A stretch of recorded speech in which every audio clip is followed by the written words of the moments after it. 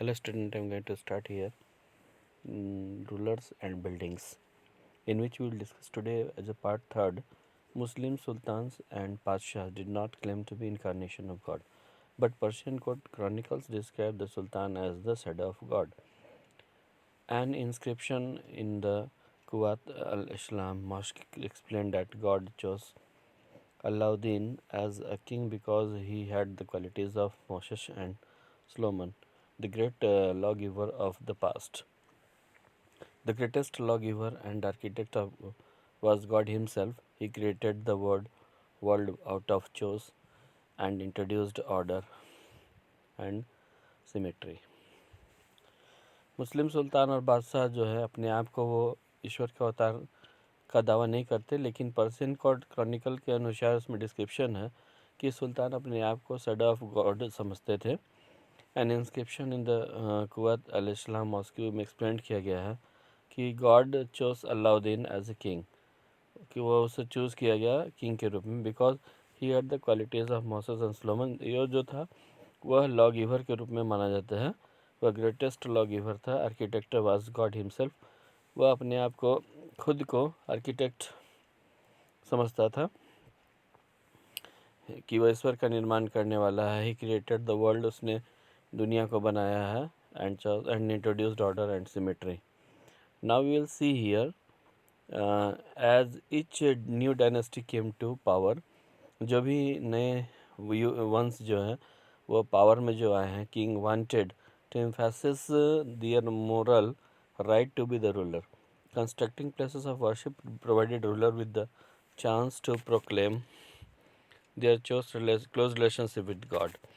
Especially important is an age of rapid political change. Ruler also offered a patronage to the learned and pious and tried to transform their capital and cities into the great culture centers that brought fame to their rule and their realm.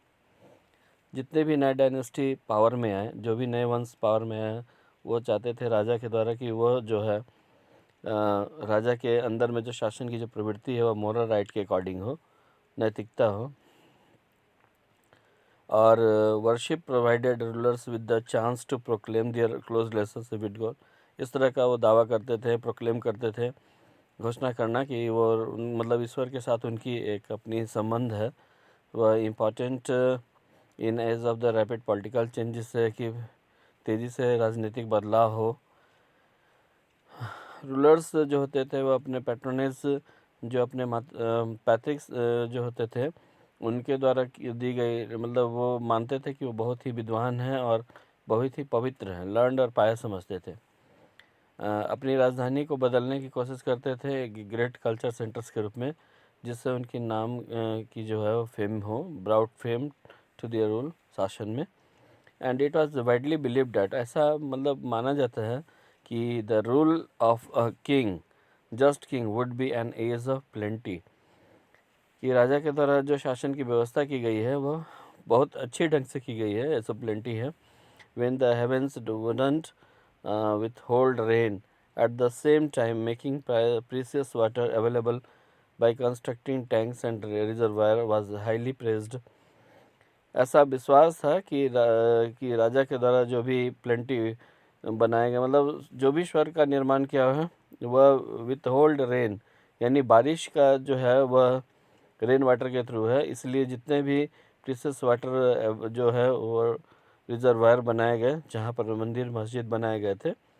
Sultan Iltutmish won universal respect for the constructing a large reservoir just outside Delhi, a Kuhana, which is called the Haze Sultani or the King's Reservoir. Can you find it in the map first and chapter 3 also? Rulers often construct tanks or reservoir. Rulers के द्वारा जो tanks और reservoir construct किए जाते थे वो big और small size होते थे for use by the ordinary people. Sometimes this tanks reservoir were part of the temple.